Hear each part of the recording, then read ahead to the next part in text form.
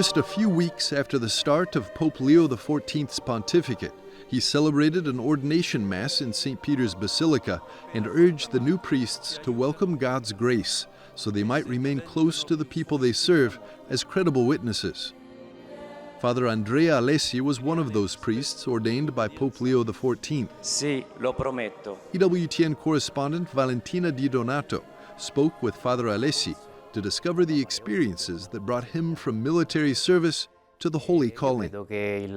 I believe that the priest is a man that is in love with Christ. He discovers a calling for this, love and the desire and gift to give himself completely to the Lord. And that's why it's a progressive journey of awareness. A desire to pronounce the word arises, to pronounce the word of God, to become aware of it, to study it. It's a desire also to arrive through a journey of discernment. How did this happen to you and when?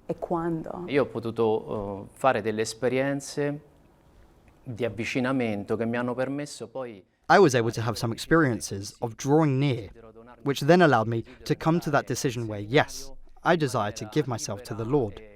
Yes, I desire to enter the seminary freely and joyfully. About 2 years earlier, I had done the Camino de Santiago de Compostela, and during this journey, which I did alone, I was able to reflect on what my life had been.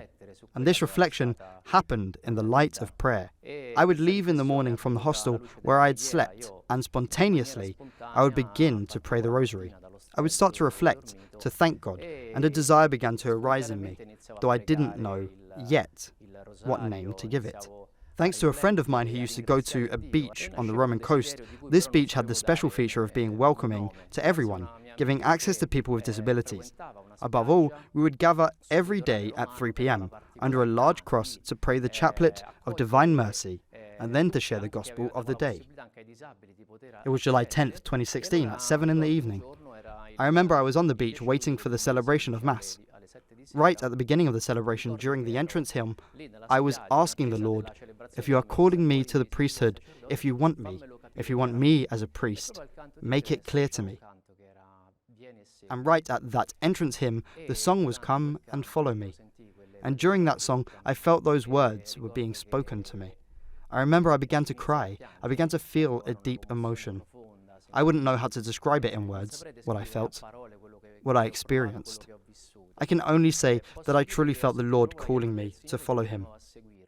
At the same time, in that moment, there was also a struggle within me to listen to those words. It was almost as if to say, Lord, do you know my story?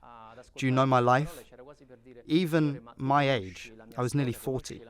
Yet that, come and follow me, was so solid, so beautiful, so compelling, that I couldn't say no. Solido, così bello, così attraente che io non ho saputo dire di no. Quel momento che ha sentito la And that moment when you heard the song Come and Follow Me, was that moment a confirmation for you? Diciamo che in quel momento. Let's say that in that moment, it was for me a response to a restlessness in my heart. And in that come and follow me, I recognized myself. I recognized that it was the word, the phrase my heart had been searching for, even though it didn't quite know what it was looking for. That come and follow me said, yes, this is what I've been searching for. Che consigli What advice can you give? Ma io credo che il Signore ponga quelli che sono.